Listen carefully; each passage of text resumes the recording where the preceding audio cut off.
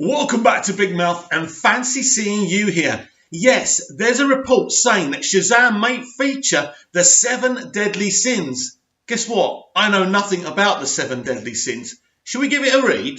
Right, this is CBR.com and they're saying Warner Brothers' upcoming DC film Shazam may involve a villainous group from the comics. According to a report from Super Bro Movies citing anonymous source, Shazam will feature appearances by the 7 deadly sins, also known as the 7 deadly enemies of man.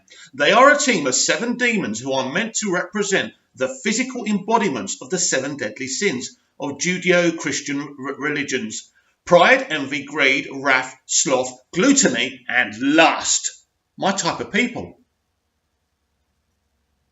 This is not the first time science have pointed to the 7 deadly sins making an appearance in Shazam. In September 2017, Omega Underground got access to the reported audition tapes suggesting the demons would pop up in the 2019 film. The recordings, which can no longer be viewed, surprise, surprise, involve actors auditioning for the Billy Batson role while meeting the wizard Shazam for the very first time. The wizard then reveals the rest of the council were destroyed by the 7 deadly sins. However, films can often undergo changes in the time between auditions being held, and the final cut debuting more over certain scenes are sometimes written exclusively for auditioning purposes. Nevertheless, Super Bro Movie sources assert that versions of the demons making the final cut will resemble those seen in DC's new 52 Shazam series. Wow, wow, wow. Is there any more to this? Alongside Captain Marvel Shazam and Dr. Sivana, the 2019 film main antagonist, the 7 deadly sins made their first appearance all the way back in 1940s Wiz Comics 2. Arriving on April the 5th, 2019, director David S. Sandberg's Shazam stars Asher Angel as Billy Batson, Zachary Levi as Shazam, Mark Strong as Dr. Thaddeus Sivana, Digimon Hunzu as the ancient wizard Shazam, Grace Fulton as Mary Broomfield, Jack Dylan Grazer as Frederick Freddy Freeman, Ian Chen as Eugene Choi, Jovan Ahmad as Pedro Pena, Faith Herman as Daria Dudley Cooper, Andrew as Victor Vasquez, and Marta Milan as Rosa Vasquez. So it's a great cast there, and that's that. Now, one of the things I think people liked about Aquaman is how comic accurate it was. James Wan insisting to Zack Snyder that they actually used the comic accurate costume. Now, what's been going on with the MCU recently? When you hear on-set reports, what is the one thing we're hearing? Slightly different to the comics. And this, on the quiet, is triggering MCU fans. And I think this is a really good sign for the future of the DCEU. Now, what I'm going to do is pause this video and I'm going to read you a description of the second trailer, which is coming very soon. Right, I'm back. Right, let's read this trailer description. As you all know, I have seen a test screening of Shazam and I was very impressed. So here's the description. Now, remember, we don't know how true this is, so let's give it a read.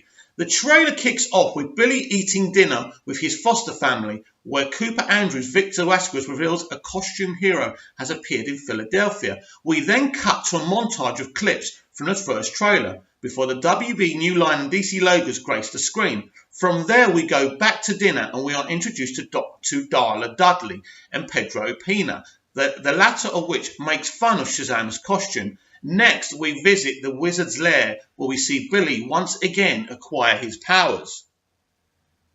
Freddy and Billy then begin brainstorming hero names without much success. Cut to Billy attempting to fly from above the clouds. As he begins to fall at an accelerated rate, our titular hero begins to channel Superman and catches himself right before crashing back to Earth. Shazam then realizes that he can indeed fly. To follow up the incredible clip, Mark Strong's Dr. Sivana finally makes his debut in the trailer. He and Shazam begin to fight mid-air. Wow! As we cut to a child playing with Superman and Batman action figures. The two heavyweights collide as the toys do the same. And might I add, the kid was humming the 1978 Superman theme, which was a highlight of the trailer. Another montage of scenes from the first trailer ensures before we cut to Freddy and Shazam at a real estate office where they are attempting to find a lair. They're asking if there are any castles available, preferably overlooking some water to conclude the trailer. We get a look at the Marvel family, depowered, confronting Billy about him being Shazam, intercut with some action clips. Right before the logo hits, we see Savannah ask Shazam how old he is, to which Billy replies basically 15. We then see a new shot of Billy transforming into the titular hero while jumping off a building. Finally, what you've all been waiting for, the stinger. It starts off with Savannah tackling Shazam into a toy store. Billy then proceeds to throw a large Batman toy at the villain, which misses to great comedic effect. Shazam then ends up on a large-scale piano as the two fight, which is obviously a homage to Big, which this movie took inspiration from. And as I'm here, we might as well read the synopsis, right? We all have superhero inside us. It just takes a bit of magic to bring it out. In Billy Baston's Angel case, by shouting out one word Shazam, this streetwise 14-year-old foster kid can turn into an adult superhero, Shazam. Courtesy of an ancient wizard, still a kid at heart, inside a ripped, godlike body, Shazam reveals in this adult version of himself by doing what any teen would do with superpowers. Have fun with them. Can he fly? Does he have X-ray vision? Can he shoot lightning out of his hands? Can he skip his social studies test? Shazam sets out to test the limits of his abilities with the joyful recklessness of a child, but he will need to master these powers quickly in order to fight the deadly forces of evil, controlled by Dr. Theodore Savannah. Basically, right, that trailer description is very, very interesting to me because there's some things that they're saying are in there that I never saw in the test screening.